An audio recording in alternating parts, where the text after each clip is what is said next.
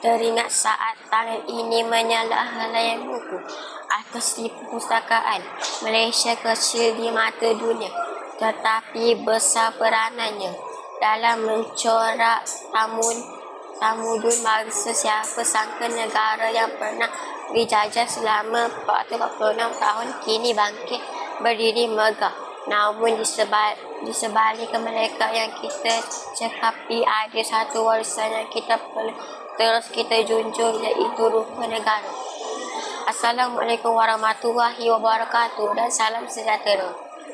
Yang dihormati barisan hakim, para guru yang dikasihi serta rakan seperjuangan sekalian. Hari ini izinkan saya berkongsi bicara tentang 3 prinsip utama dalam rukun negara: kepercayaan kepada Tuhan, kesetiaan kepada raja dan negara, serta keluhuran kelembagaan yang menjadi tunjang dalam pembentuk rakyat Malaysia yang berkualiti dan berwibawa. Prinsip yang pertama ialah kepercayaan kepada Tuhan. Prinsip ini menjadi asas utama dalam pembentukan sosial diri dan nilai moral setiap rakyat.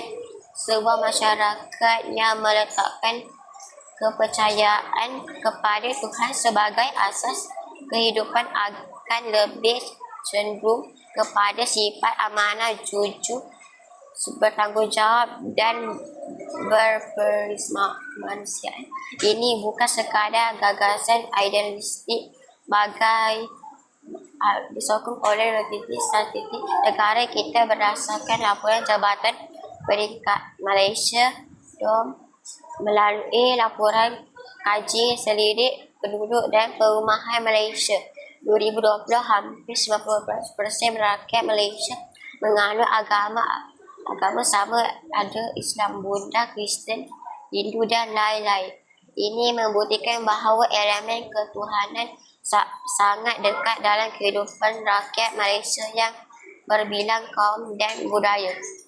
Maka jelaslah bahawa kepercayaan kepada Tuhan bukan sahaja merapatkan hubungan manusia dengan Pencipta, tetapi juga menjadi landasan dalam membina masyarakat yang berakhlak dan bertanggungjawab.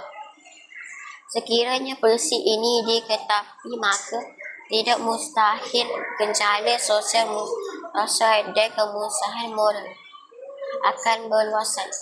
Seterusnya, prinsip kedua yang ingin saya tekankan ialah kepercayaan kepada raja dan negara. Malaysia mengamalkan sistem raja, perlembagaan dan demokrasi berlambang.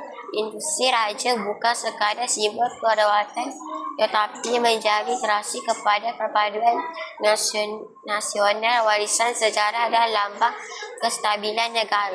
Kepercayaan kepada raja menggambarkan ketaatan raja kepada sistem pemerintahan yang sah serta penghormatan kepada undang-undang negara. Sebagai contoh, yang di-Pertuan Agong merupakan ketua negara dan panglima tertinggi Angkatan Tentera Malaysia, manakala raja-raja Melayu berperanan sebagai pelindung agama Islam serta simbol penyatuan rakyat negeri masing-masing. Perkara 153 dalam Perlembagaan Persekutuan memperkutukan kuasa kepada raja-raja untuk melindungi hak istimewa orang Melayu dan bumi putera serta kepentingan sah kaum-kaum lain. Ini membuktikan bahawa institusi raja menjaga kebajikan semua lapisan rakyat yang serta akan sanggup berkorban demi tanah air, bukan sahaja dalam pembertahanan negara daripada ancaman, malah dalam pemeliharaan keharmonian dan kemajuan bersama. Oleh itu, kesetiaan kepada raja dan negara adalah nadi kepada keamanan dan kemakmuran Malaysia. Prinsip ketiga pula ialah keluhuran perlembagaan Perlembagaan Persekutuan merupakan undang-undang tertinggi negara yang dibuat dan diwartakan pada 31 Ogos 1957. Hari Keramat Kemerdekaan Tanah Air ialah menjadi asas kepada Sekutu Pemerintahan Negara, hak dan kebebasan rakyat serta menggaji kuasa antara kerajaan persekutuan dan kerajaan negeri. Perlembagaan ini terdiri daripada 15 bahagian, 153 perkara dan 15 jadual, satu kerangka lengkap yang menjamin keadilan sejahtera dan kesamaratan bagi semua warga negara keluar perlembagaan. Bermakna bahawa semua pihak sama, ada rakyat biasa maupun pemimpin dengan tertinggi terikat dan tertakluk kepada undang-undang yang sama. Tiada siapa yang berada di atas undang-undang. Jika prinsip ini tidak dihormati, maka akan wujud kekacauan, penyalahgunaan kuasa dan ketidakadilan yang merosakkan kestabilan negara. Oleh itu, setiap warga negara perlu menghormati dan mempertahankan perlembagaan agar negara ini terus aman dan terpelihara. Sidang hadirin yang saya hormati, rukun negara bukan sekadar ungkapan yang dihafal pada setiap pada istri ini perhimpunan sekolah ialah adalah roh kepada jati diri kita sebagai rakyat Malaysia. Jika kita benar-benar menghayati kepercayaan kepada Tuhan, kepercayaan kepada Raja dan negara serta keluhan perlembagaan, maka Malaysia akan terus kekal aman, makmur dan segani di pentas dunia.